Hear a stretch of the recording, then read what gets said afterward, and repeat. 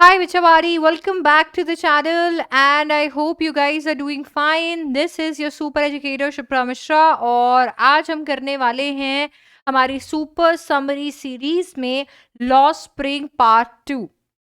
तो ये सीरीज हम इसके लिए लेकर आए थे ताकि इसे 15 मिनट्स के अंदर अंदर हम लोग एक जो भी चैप्टर है उसे कंप्लीट कर सके, इस तरीके से कंप्लीट कर सके कि उसकी इंटायर स्टोरी लाइन वहाँ कवर हो जाए और जो भी चीज़ें आपको जानने की रिक्वायरमेंट है वो आप आराम से जान सको।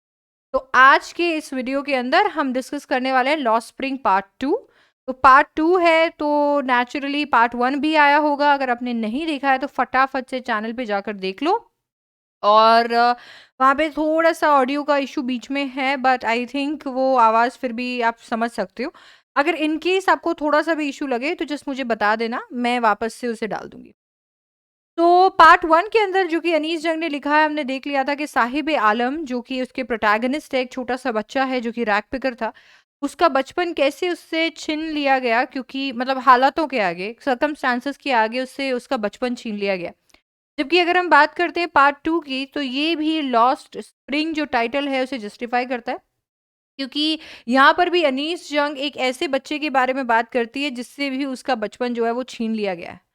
ये बच्चा और कोई नहीं, मुकेश है और मुकेश हमारे इस चैप्टर का प्रोटैगनिस्ट रहने वाला है।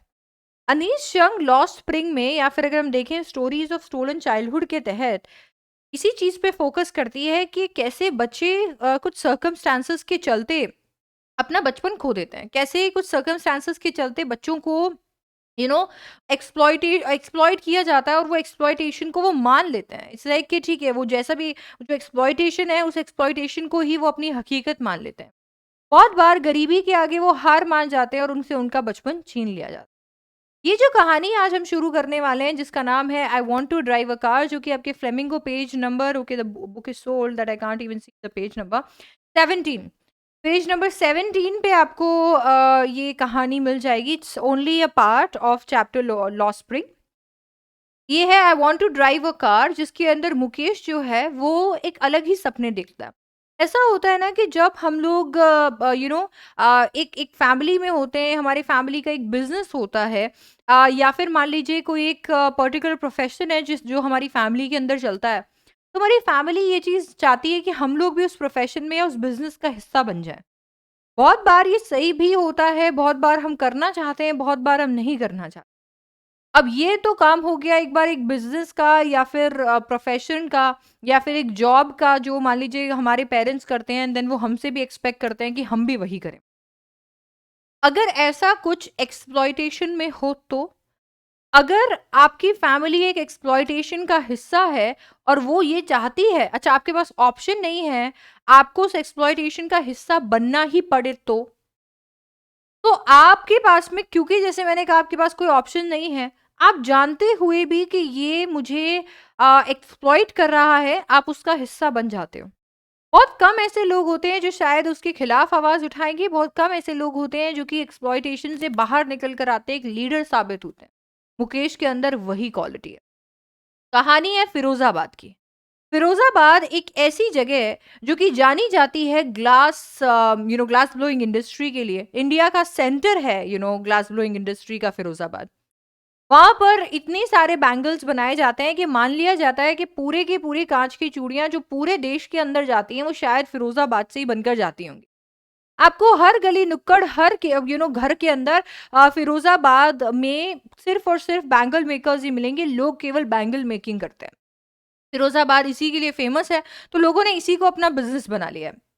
क्या ये उनकी चॉइस है? नहीं। उनको एक्सप्लॉइट किया जा रहा है और वो फिर भी वो बैंगल मेकिंग कर रहे हैं, क्योंकि कहीं ना कहीं हम आगे चल के देखेंगे कि इसके रीजंस क्या क्या निकल कर आते हैं जो उनके दिमाग में। अब एक ऐसी फैमिली में हमारा मुकेश जो है वो पला बड़ा हुआ है, जो कि दूर दूर तक सिर्फ उनका वास्ता बैंगल मेकिंग से। वो जहां पर शायद रहता होगा वहां पे भी लोगों का दूर दूर तक वास्ता केवल बैंगल मेकिंग। अब ऐसे में जब अनीस जंग जो कि हमारी यहाँ पर ऑथर हैं, वो बात करती है मुकेश से कि भाई तुम एक बात बताओ, तुम क्या करना चाहते हो एक तरीके से। तो मुकेश का यहाँ पर जवाब कुछ अलग ही आता है, जो सुन के कहीं ना कहीं अनीस जंग को उसके अंदर ये डिटर्मिनेशन जो उसका है वो बहुत अच्छा लगता है। वो कहता है कि मैं एक मोटर मैकेनिक बनना चाहता हूँ। वो कहता है मैं नहीं बैंगल मेकिंग करना चाहता, मैं एक मोटर मैकेनिक बनना चाहता हूँ। मुकेश ने कुछ ऐसा चूज़ किया है जो शायद उसके जनरेशंस के अंदर कभी नहीं हुआ। जितने भी उसके जनरेशंस हैं, जितने भी मतलब उसके घर परिवार के अंदर लोग हैं, उन्होंने कभी नहीं सोचा होगा। सब बैंगल मेकिंग करते आए हैं और आने वाली सारी पीढ़ियों को बैंगल मेकिंग ही करना था। पर मुकेश डिसाइड कर लेता है कि नहीं, वो बैंगल मेकिंग नहीं करना चाहता। इनफैक्ट वो एक मोटर मैकेनिक बनना चाहता है। अनीस जंग इस बात को ऐसे स्टेट करती है कि जैसे मानो ये सिर्फ और सिर्फ एक मिराज है, ये सिर्फ और सिर्फ एक इल्यूजन है, ये केवल एक उसकी सोच है। शायद हो सकता है कि वो ऐसा कभी कर भी ना पाए। क्यों नहीं कर पाएगा? क्योंकि फिरोजाबाद की गलियां, फिरोजाबाद में जिस हिसाब से सारे लोग बैंगल मेकिंग करते हैं, वो शायद उसे वो करने नहीं देंगे। यहाँ पर हमें बताया जाता है कि इतनी सारी फैमिलीज बैंगल मेकिंग करती है, तो मुकेश की फैमिली भी उनमें से एक ही है। किसी को एक बार ये भी नहीं पता है, किसी ने लॉ के बारे में देखा नहीं है, लोगों को ये नहीं पता है कि बच्चों को भी काम करवाना बैंगल मेकिंग जैसी हजारस इंडस्ट्रीज में इलीगल है।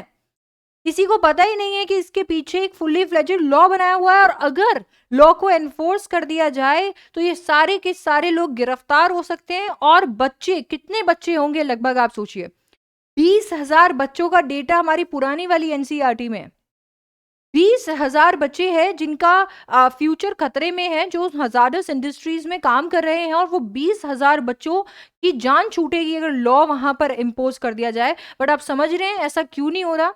इसके कुछ कारण हो सकते हैं। हो सकता है कि बाहर से कोई इसे इम्पोज नहीं करने दे रहा क्योंकि सबकी मिली भगत है, या हो सकता है कि लोग शायद इतने पढ़े लिखे है ही नहीं कि उन्हें ये बात समझ में आए, ठीक है, कि लॉ क्या होता है, क्या चीज लीगल है, क्या चीज इलीगल है। देन इसके बाद में हमें पता चलता है कि इतने सारे बच्चे जो हैं ऐसी कंडीशंस में काम कर रहे हैं, मतलब उनके ना तो प्रॉपर लाइट है, ना एयर है, वेंटिलेशन है।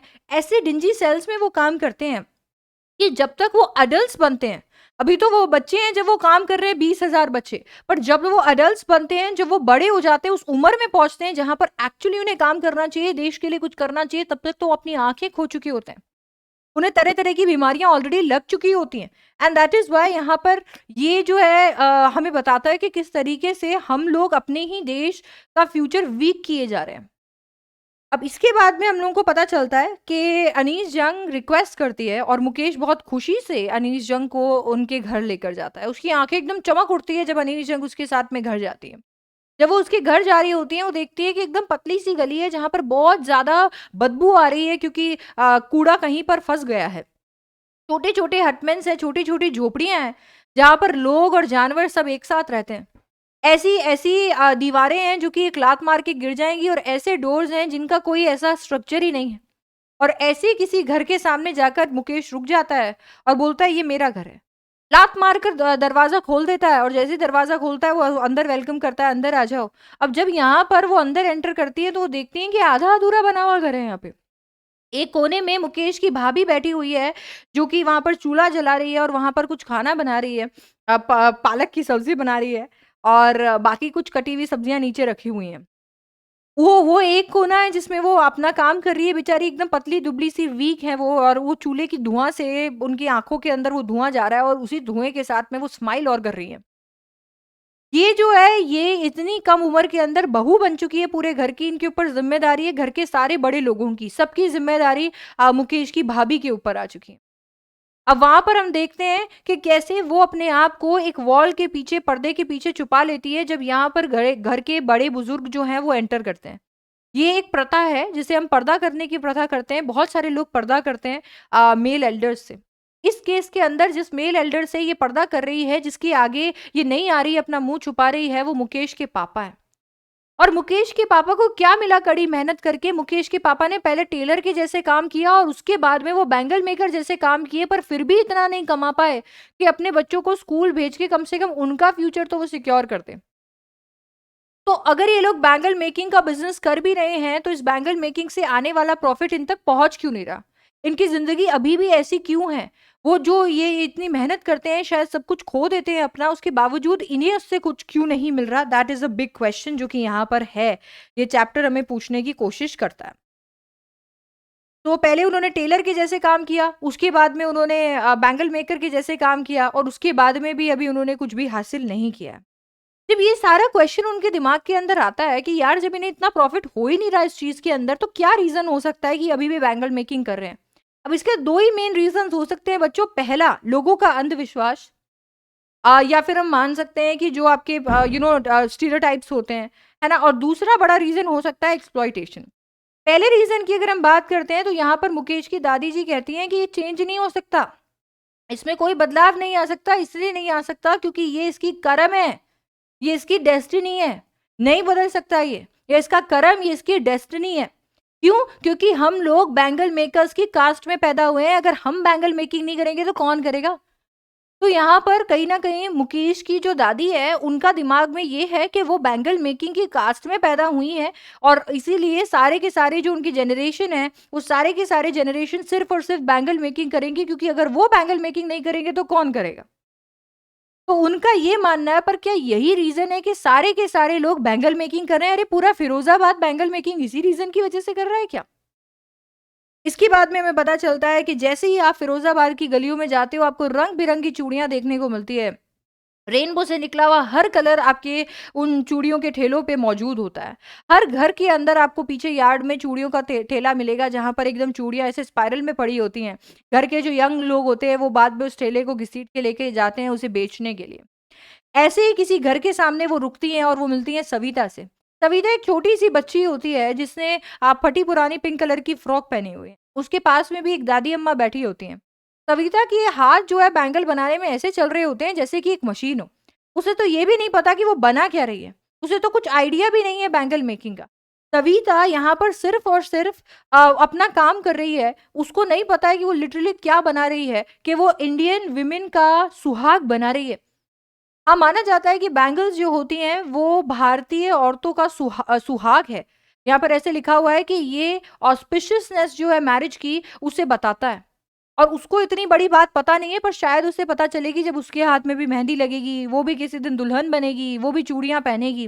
जैसे कि शायद उसके पास में बैठी हुई जो ग्रैंडमा है वो बनी थी, एक दिन वो भी दुल्हन बनी थी, उन्होंने भी चूड़ियाँ पहनी होंगी। बट शायद जिस मैरिज के अंदर वो एंटर करी हैं, जिस सुहाग की चूड़ियों को वो पहन रही है, उन सुहाग की चूड़ियों को वो देख तक नहीं सकती। अपनी मैरिज लाइफ को वो एन्जॉय तक नहीं कर सकती, क्योंकि ये बनाते-बनाते उन्होंने अपनी आँखें खो दी हैं। अपनी आँखें वो खो चुकी हैं। और अगर उनसे बात की जाती है तो वो कहती हैं एक वक़्त सेर भर खाना भी नहीं खाया। पेट भर के एक वक़्त का खाना नहीं खाया उन्होंने। क्या प्राइस पे की उन्होंने बैंगल मेकिंग करके? बैंगल्स बना-बना के उसने क्या प्राइस पे की जब उनका पेट तक नहीं भरा आज तक? आज तक वो सिर्फ़ और सिर्फ़ वही बैंगल मेकिंग जो है वो करे जा रही हैं। उन्होंने अपनी आँखें लूज़ कर दी, पर एक पूरी मील वो नहीं खा पाई हैं। उन्हीं के पास में एक दादाजी होते हैं जो अपने बियर्ड उनकी ऐसे बहुत ही ऐसे चेस्ट तक आती हुई उनकी बियर्ड होती है, वो कहते हैं मेरे को कुछ नहीं आता।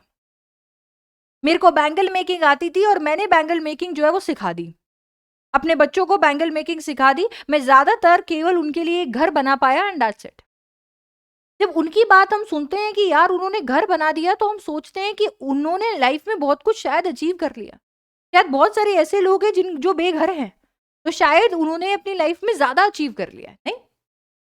यहाँ से हम जब निकलते हैं तो हमें पता चलता है कि लाइफ जो है यहाँ पे ये जो पूरा ये सब कुछ जो चले जा रहा है, ये जो एक साइकिल है जो कि हम यहाँ महसूस कर रहे हैं, ये आपको फिरोज़ाबाद के हर घर में देखने को मिलेगी। ये जो पेन है, जो सारे लोग फ़ील कर रहे हैं, ये पेन आपको हर घर में देखने को मिलेगा, पर कोई आवाज़ नहीं उठाता और कोई कुछ नहीं करता। क्यों नहीं करता कोई कुछ? क्योंकि इतने सालों से वो एक ही काम किए करे जा रहे हैं कि उनका दिमाग ने सोचने समझने की शक्ति खत्म हो गई है। उनका दिमाग सोच समझ ही नहीं सकता है अब। वो क्रिएटिविटी खो चुका है। हम इसके बाद में देखते हैं कि यहाँ पर अनीस जंग, अब ऑब्वियसली यहाँ पर सलाह देना तो काफ़ी आसान होता है और अनीस जंग भी एक सलाह देती हैं। अनीस जंग कहती है यार क्यों नहीं आप अपने आप को कोऑपरेटिव्स में बना लेते? कोऑपरेटिव सोसाइटी एक ऐसी सोसाइटी होती है जिसके अंदर सारे के सारे लोग इकट्ठे हो जाते हैं और वो जो भी प्रोडक्शन करते हैं उस प्रोडक्शन को या तो वो खुद में या कहीं पे और बेचते हैं, जैसे कि अमूल है। कोऑपरेटिव सोसाइटी का एक सबसे बड़ा बेनिफिट ये होता है कि बीच के अंदर कोई मिडिलमैन नहीं होता। आप डायरेक्टली अपने सारे प्रोड्यूस को पूल करते हो और डायरेक्टली कस्टमर तक बेचते हो। इसके चलते जो मिडिलमैन बीच में मार्जिन खाता है वो नहीं होता, आपको डायरेक्ट प्रॉफिट मिलता है।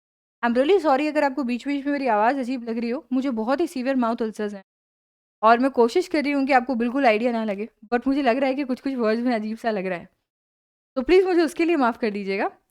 ऐसा मत सोचिएगा मैम आज कैसे बात करी अजीब तरीके।